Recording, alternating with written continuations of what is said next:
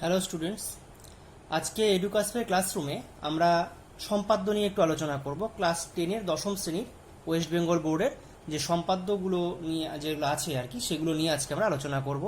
তো আজকে আমাদের যে টপিকটা সম্পাদ্যের মধ্যে থাকবে সেটা হচ্ছে মধ্য সমানুপাতি নির্ণয়। তো মধ্য সমানুপাতি নির্ণয়ের মধ্যে বেশ কিছু নিয়ম রয়েছে। তার মধ্যে একটা হচ্ছে গিয়ে বর্গমূল নির্ণয় করা।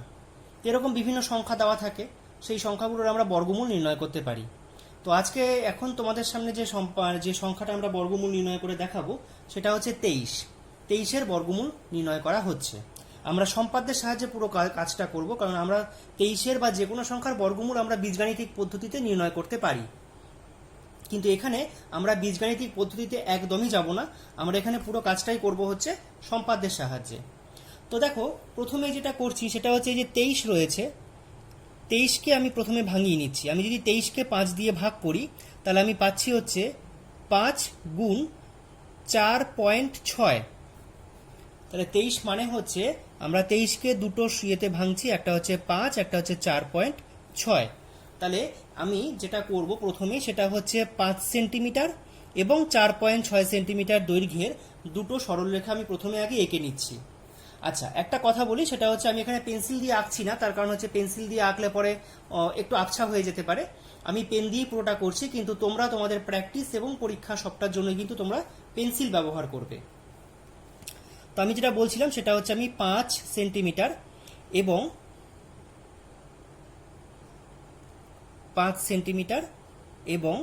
4.6 সেন্টিমিটার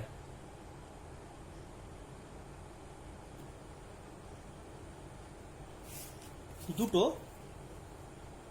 সরলরেখা আঁকলাম।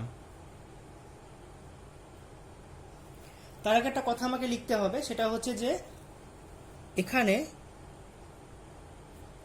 5 সেমি এবং 4.6 সেমি দৈর্ঘ্যের দুটি রেখাংশ অঙ্কন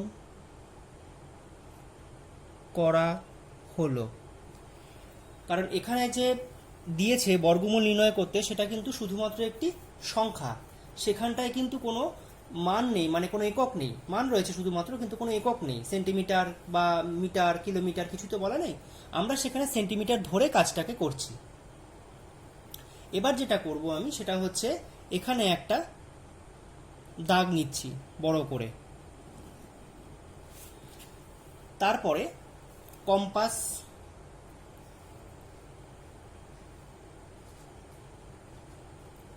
প্রথমে 5 সেন্টিমিটার দৈর্ঘ্যের যেটা রয়েছে তার মাপটা আমি নিচ্ছি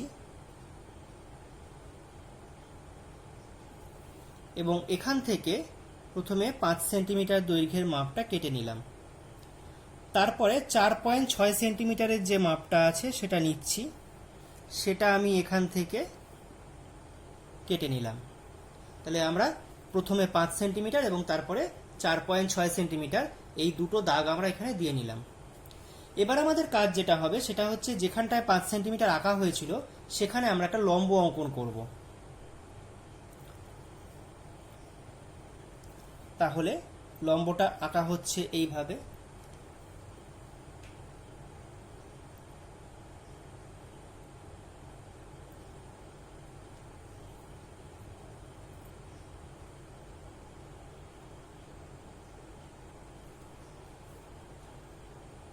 তোমরা জানো লম্ব আঁকার কি পদ্ধতি আছে, সেটা তোমরা জানো। তাও যদি কোনো অসুবিধা হয় তাহলে ভিডিওটা দেখে নেবে ঘুরিয়ে ঘুরিয়ে 2-1 বার, তাহলে বুঝতে পেরে যাবে। তাহলে আমরা এখানে লম্বটা প্রথমে এঁকে নিলাম। কোথায়? যেখানটাতে 5 সেমি এবং 4.6 সেন্টিমিটার দুটো জাংশন হয়েছে সেই জায়গাটাতে আমরা লম্ব অঙ্কন করলাম। আমাদের যেটা পরবর্তী কাজ হবে সেটা হচ্ছে এই যে পুরো অংশটা দেখতে পাচ্ছ, এখান থেকে শুরু করে এখান থেকে এই পর্যন্ত যে পুরো অংশটা আছে, এই অংশটাকে আমরা সমদ্বিখণ্ডিত করব। সমদ্বিখণ্ডিত করতে গেলে অর্ধেকের থেকে বড় বৃত্তচাপ নিতে হয়। তাহলে আমরা অর্ধেকের থেকে বড় বৃত্তচাপ নিলাম, নিয়ে এই পাশে একটা চাপ আর এই পাশে একটা চাপ, আর এখান থেকে নিয়ে এইখানে একটা চাপ এবং এইখানে একটা চাপ কাটলাম। ভালো করে লক্ষ্য করো, কারণ অনেকগুলো দাগ একসাথে হয়ে গেছে। আমি পরিষ্কার দেখতে পাচ্ছি এই যে বিন্দুটা আছে এটা এবং এই যে বিন্দুটা আছে এটা। তাহলে এটাকে আমি এখান থেকে যুক্ত করছি। পুরো দাগ না দিলেও কোনো অসুবিধা নেই, শুধুমাত্র মাঝখানটায় যেখানে ছেদ করছে সেখানটা দাগ দিয়ে দিলেও চলবে। তাহলে এবার আমি যেখানটায় সমদ্বিখণ্ডিত হলো, যেখানটায় মাঝখানটা এলো, সেখানটায় আমি কম্পাস বসিয়ে পেনটাকে যে কোনো একটা প্রান্তে ছুঁয়ে নিলাম। পেনটাকে আমরা যে কোনো একটা প্রান্তে ছুঁয়ে নিলাম। এ পাশটাও দেখছি, হ্যাঁ ঠিকই আছে, মিলে গেছে। তাহলে আমরা এখান থেকে এবার পুরো বৃত্তচাপটা এঁকে দিচ্ছি। তাহলে এখান থেকে যেটা সমদ্বিখণ্ডিত হয়েছে সেখান থেকে একটা অর্ধবৃত্ত অঙ্কন করে নেওয়া হলো। এবার যেরকম নাম দেওয়া হয় সেরকম, এটা এ, এটা বি, এটা সি, এখানটায় ডি নাম দিলাম, এখানটায় মনে করো পি নাম দিলাম। তাহলে এই যে বিপি যে অংশটা এসেছে, আমরা যদি বিপি অংশটাকে স্কেল দিয়ে মেপে দেখি, তাহলে দেখি এটা কত আসছে। বি থেকে পি আসছে মোটামুটি ভাবে 4.8, কাছাকাছি, প্রায় 4.8-এর কাছাকাছি এসছে।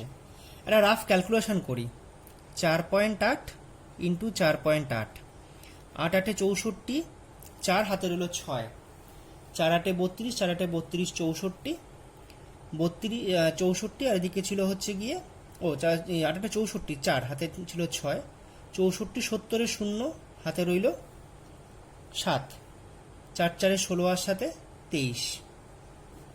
আমরা বর্গমূল নির্ণয় করছিলাম 23-এর, এখানে আমরা পেলাম 23.04 গুণ করে। তাহলে মানে এই যে 4.8 এসছে, এটা 23-এরই বর্গমূল, কাছাকাছি। তাহলে আমরা যে বিপি পেলাম, বিপি যে দৈর্ঘ্যটা আমরা পেলাম সেটা হচ্ছে 4.8 সেন্টিমিটার প্রায়। তার মানে বলা যায় যে √23 = 4.8 প্রায়। এইভাবে আমরা সম্পাদ্যের সাহায্যে কোনো রকমভাবে কোনো বীজগাণিতিক প্রক্রিয়া প্রয়োগ না করে, এটা শুধু লাস্টে আমরা ভেরিফাই করে দেখে নিলাম যে আমাদের যেটা আমরা ক্যালকুলেশন করেছি সেটাতে কোথাও ত্রুটি ভুল কিছু রয়েছে কিনা। তাহলে এইভাবে আমরা বীজগণিত প্রয়োগ করে আমরা সম্পাদ্যের সাহায্যে, বীজগণিত প্রয়োগ না করে আমরা সম্পাদ্যের সাহায্যে যে কোনো সংখ্যার বর্গমূল নির্ণয় করতে পারি। এরপর যেটাতে আসছি আমরা, দ্বিতীয় টপিক, সেটা হচ্ছে যে √27 বাহু বিশিষ্ট একটি বর্গক্ষেত্র অঙ্কন করো। এটা √27-এর জায়গাতে তোমাকে √23 যেটা আমরা একটু আগে করলাম সেটা হতে পারে, বা 25, 26, যে কোনো সংখ্যা এরকম দিতে পারে। সেই বাহু বিশিষ্ট আমাকে বর্গক্ষেত্র অঙ্কন করতে হবে। প্রাথমিকভাবে প্রক্রিয়াটা আমরা আগের যে সম্পাদ্যটা একমাত্র শিখলাম পুরোপুরি একই রকম, ওর সাথে কোনো পার্থক্য নেই। পার্থক্যটা আমরা পরে, মানে পার্থক্য বলতে কিছুটা অ্যাডিশন হবে, সেটা আমরা পরে গিয়ে পাবো। তাহলে আগের অঙ্কটার মতো করেই, আগের সম্পাদ্যটার মতো করে আমি প্রথমে 27কে ভাঙিয়ে নিই। 27 মানে হচ্ছে 5 × 5.4। তাহলে আমি যে দুটো বাহু নেব, একটা হচ্ছে 5 সেমি, একটা 5.4 সেমি। 5 সেমি এবং 5.4 সেমি দুটি রেখাংশ নেওয়া হলো।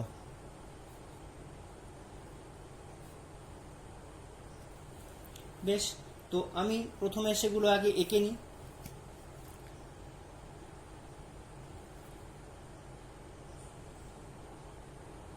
পাঁচ সেমি এবং হচ্ছে 5.4 সেমি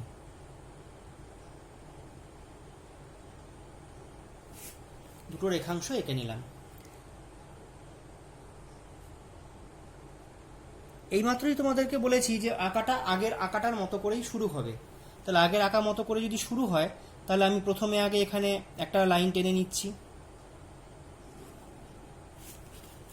সেখানে প্রথমে 5 সেন্টিমিটারের মাপ নিচ্ছি।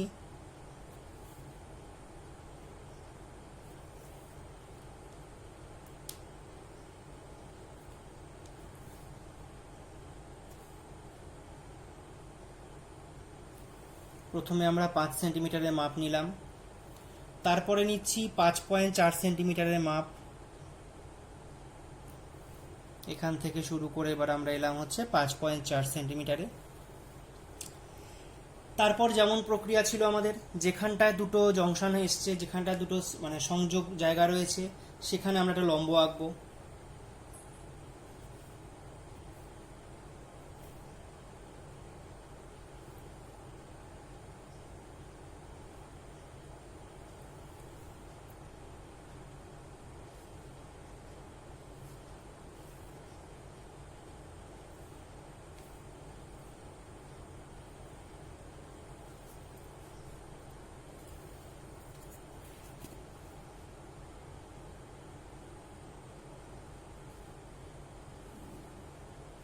হয়ে গেল আমাদের লম্ব অঙ্কন করা। এবার আমরা এই পুরো অংশটাকে সমদ্বিখণ্ডিত করব, যেমন আগেরটা করেছিলাম ঠিক একইভাবে এটাতেও একই কাজ হচ্ছে।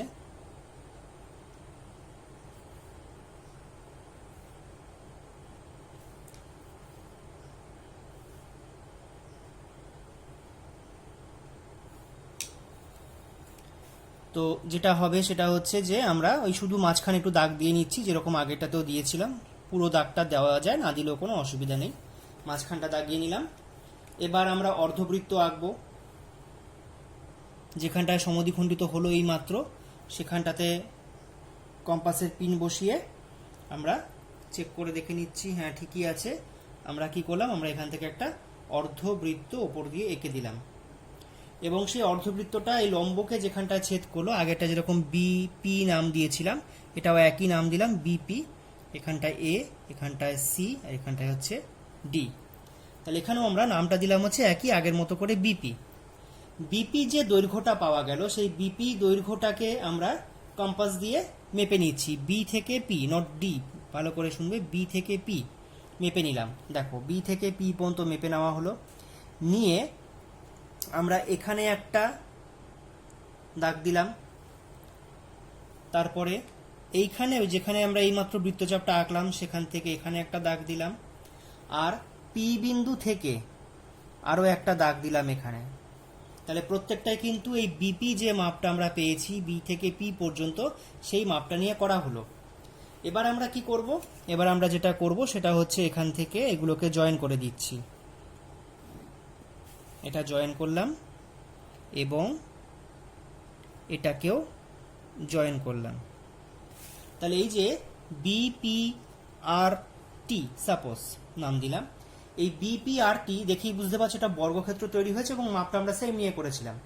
তাহলে এই যে একটা বর্গক্ষেত্র তৈরি হলো, এই বর্গক্ষেত্রটার আমাদের বলেছিল যে এই বাহু বিশিষ্ট √27, কারণ কি যে বিপি যে মানটা হবে সেটা নিশ্চয়ই √27 হবে, সেটা আমরা আগের সম্পাদ্যেই পেয়েছি। তবুও একবার দেখে নিই বিপি কত আসছে, 5.2, বিপি হচ্ছে 5.2।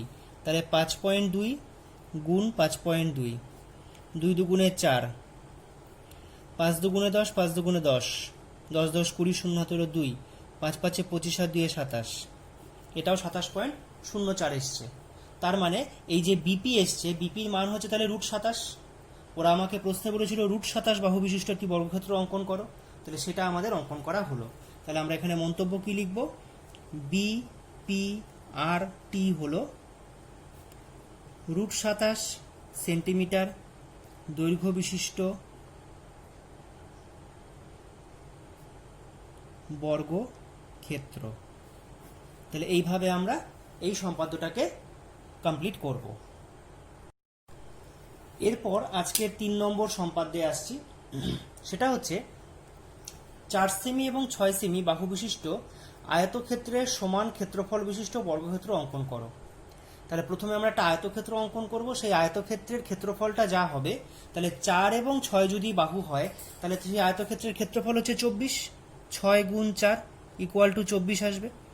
তার মানে 24 বর্গ একক বা তার খুব কাছাকাছি বর্গ একক ক্ষেত্রফল বিশিষ্ট বা বর্গ সেন্টিমিটার ক্ষেত্রফল বিশিষ্ট একটি বর্গক্ষেত্র আমাকে অঙ্কন করতে হবে। তাহলে আমার প্রথম কাজ যেটা হবে সেটা হচ্ছে আমরা প্রথমে আগে আয়তক্ষেত্রটাকে এঁকে নিই। আয়তক্ষেত্রটা যেহেতু সমান করে করতে বলেছে তাই আয়তক্ষেত্রটা আমরা ফার্স্টে আঁকছি। প্রথমে আগে 6 সেন্টিমিটারের মাপ নিলাম। আমার একটা জিনিস আগে বলে দিই, আমি 6 সেন্টিমিটার এবং 4 সেন্টিমিটারের মাপ দুটো আগে এঁকে নিয়েছি। তাহলে 6 সেন্টিমিটার কাটা হলো। 6 সেন্টিমিটারের উভয় প্রান্তে আমরা দুটো লম্ব অঙ্কন করছি, কারণ আমাদের আয়তক্ষেত্র আঁকতে হবে। আয়তক্ষেত্র তো 4টে কোণের মানই 90 ডিগ্রি হয়, তোমরা জানো।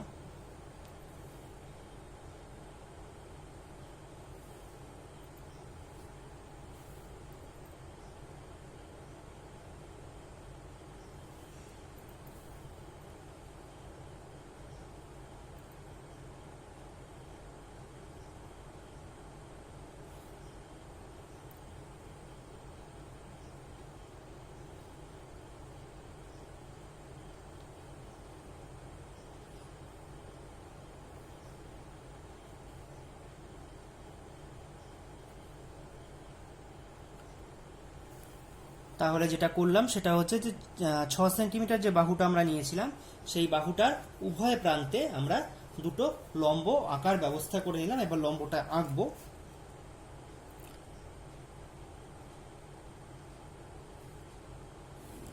এই একটা লম্ব, আর এখান থেকে এই আরেকটা লম্ব,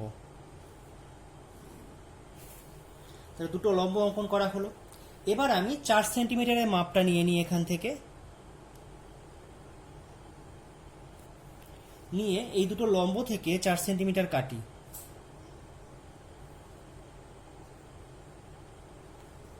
দিয়ে এই দুটো দাগকে যুক্ত করে দিই। যে দুটো বৃত্তচাপ আমি এইমাত্র অঙ্কন করেছি সে দুটো বৃত্তচাপের জায়গাকে আমি যুক্ত করে দিচ্ছি। যুক্ত করে দিলে পরে আমি পেয়ে গেলাম পুরো আয়তক্ষেত্রটা।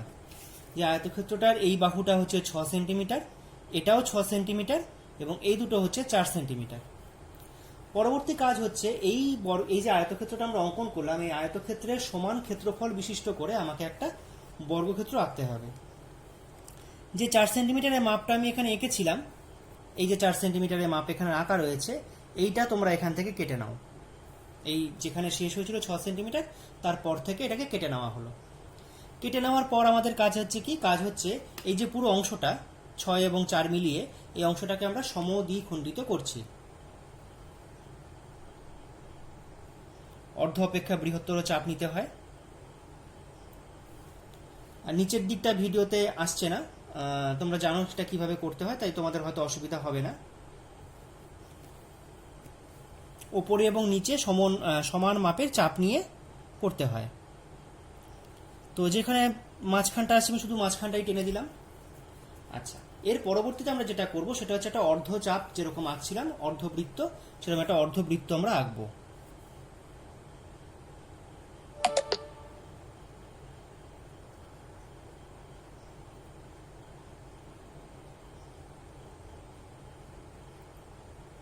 অর্ধবৃত্ত অঙ্কন করা হলো।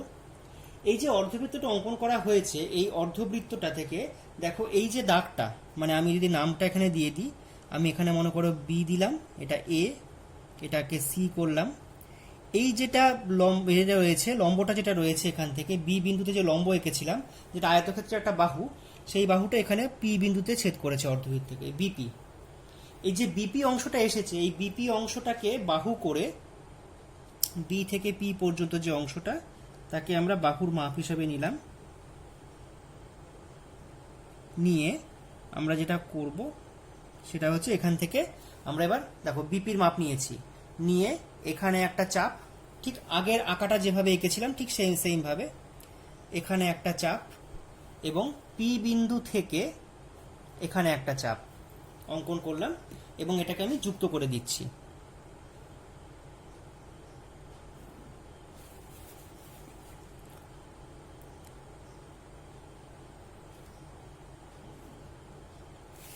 একটু দেখা যাক যে বিপির মাপটা কত এসেছে। বিপির মাপটা এসেছে সেন্টিমিটারে নিলে, পি বিন্দু থেকে বি বিন্দু এসছে 4.9 কাছাকাছি, 4.9 কাছাকাছি 4.9 এসেছে, 4.9।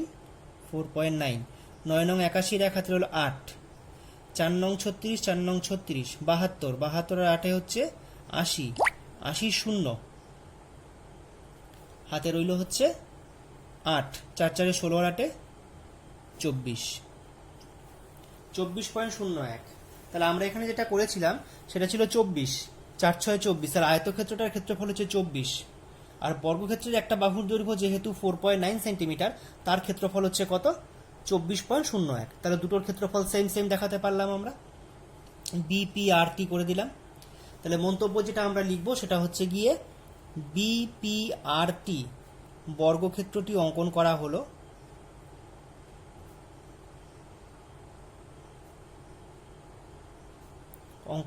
হলো। যার ক্ষেত্রফল এ বি, এটাকে কমপ্লিট করে দিই, এ বি, ডি নেই কোথাও, তাহলে ডি দিলাম আর ই দিলাম। যার ক্ষেত্রফল এ বি ডি ই আয়তক্ষেত্রের ক্ষেত্রফলের সাথে সমান।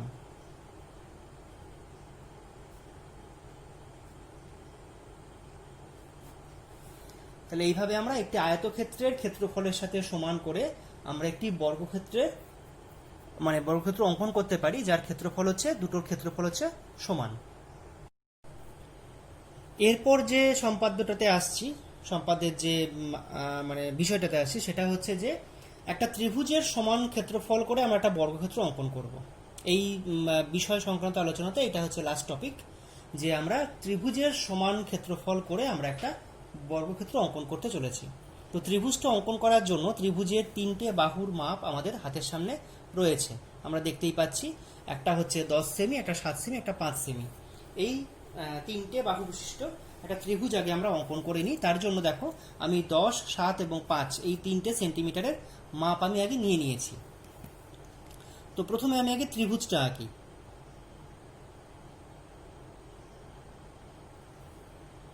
প্রথমে আমি এখানে 10 সেন্টিমিটারের যে মাপটা যেটা ভূমি করব, তার জন্য একটা বড় করে বাহু নিয়ে নিলাম। তারপরে কম্পাস বসিয়ে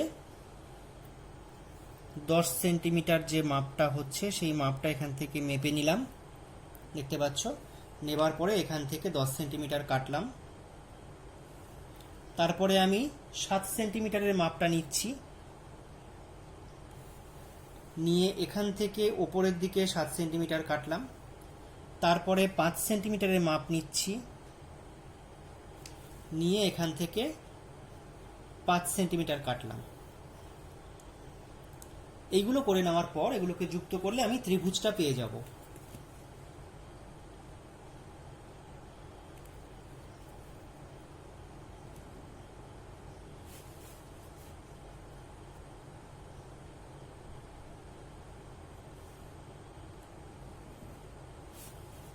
ত্রিভুজ অঙ্কন করা কমপ্লিট। এবার আমাদের যেটা কাজ থাকবে, পরপর যে কতগুলো কাজ আমরা করব, সেগুলোর মধ্যে যেটা প্রথম, সেটা হচ্ছে ত্রিভুজের সমান করে একটা আয়তক্ষেত্র আগে অঙ্কন করব। তারপরে সেই আয়তক্ষেত্রটার সমান করে আমরা অঙ্কন করব বর্গক্ষেত্র। তার মানে ত্রিভুজ থেকে সরাসরি কিন্তু বর্গক্ষেত্র অঙ্কন করা যাবে না। তাহলে প্রথমে আমাদের করতে হবে আয়তক্ষেত্র অঙ্কন, যেটা তোমরা ক্লাস 9-এ অলরেডি শিখেছিলে, ত্রিভুজের ক্ষেত্রফলের সমান করে সামান্তরিক বা আয়তক্ষেত্র অঙ্কন করা। আরেকবার আমি বলে দিই পুরো টপিকটা। প্রথমেই হচ্ছে আমরা ভূমিটাকে সমদ্বিখণ্ডিত করব। ভূমির অংশটাকে সমদ্বিখণ্ডিত করছি। অর্ধ অপেক্ষা বড় একটা চাপ নিলাম, বেশি বড় নিলাম না, তাতে নিচের দিকটাতে আসতে চাইবে না। উপরে একটা চাপ, নিচে একটা চাপ, এবং এপাশে প্রান্তে বসিয়ে এখানে একটা চাপ, এখানে একটা চাপ।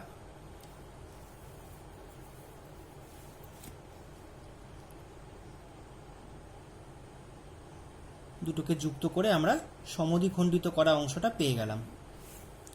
এখানে সমদ্বিখণ্ডিত হয়ে গেল।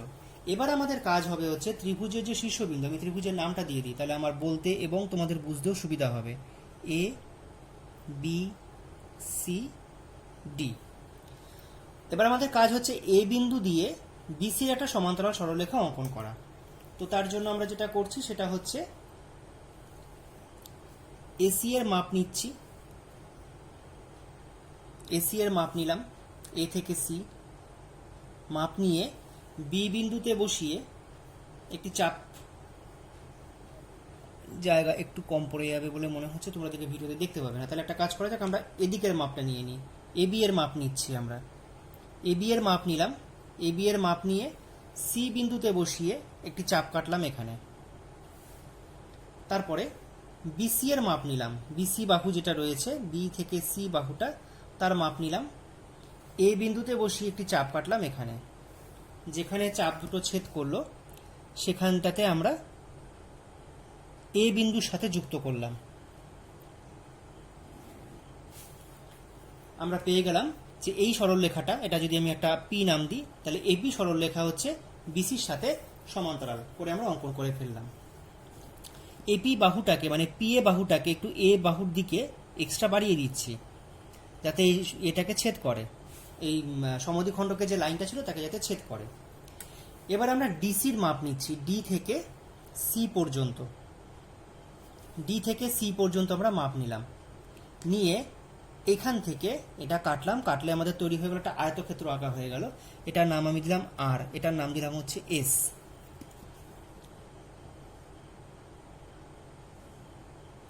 তাহলে খুব স্পষ্টভাবে ক্লিয়ার করতে পারলাম DCSR হচ্ছে একটা আয়তক্ষেত্র যার ক্ষেত্রফল হচ্ছে ত্রিভুজটার ক্ষেত্রফলের সাথে সমান। এটা আমরা ক্লাস 9-এ শিখে এসেছি। এবার আমরা কি করব, এবার আমাদের যেটা কাজ হবে সেটা হচ্ছে যে এই আয়তক্ষেত্রের সমান করে আমরা একটা বর্গক্ষেত্র অঙ্কন করব, যেটা আমরা আগের সম্পাদ্যতে শিখলাম। তাহলে CS এর মাপটা নিয়ে নাও। C থেকে S পর্যন্ত যেটা আছে তার মাপ আমি নিলাম। S বিন্দুতে বসিয়ে এখান থেকে আমি এটা কাটলাম, এটার নাম দিলাম T। R থেকে T পর্যন্ত অংশটাকে আমি সমদ্বিখণ্ডিত করব।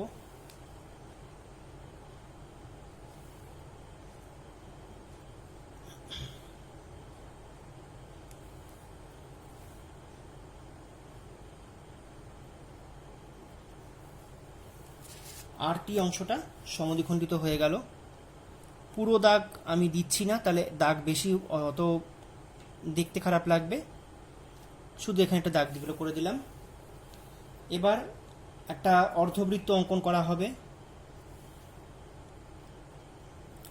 সমদ্বিখণ্ডিত বিন্দুতে বসিয়েছি এবং আর বিন্দুতে বসিয়েছি, বসিয়ে একটা অর্ধবৃত্ত অঙ্কন করা হলো। CS বাহুটাকে আমরা বাড়িয়ে দিলাম অর্ধবৃত্ত পর্যন্ত, এটার নাম দিলাম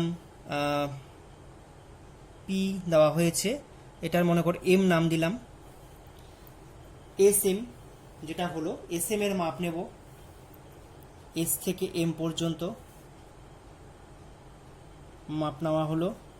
নিয়ে আমরা এদিকে একটা চাপ কাটলাম বর্গক্ষেত্র আঁকার জন্য, এখান থেকে বসিয়ে এখানে একটা চাপ কাটলাম, আর M থেকে বসিয়ে এদিকে একটা চাপ কাটলাম। এটাকে আমরা যুক্ত করে দিচ্ছি।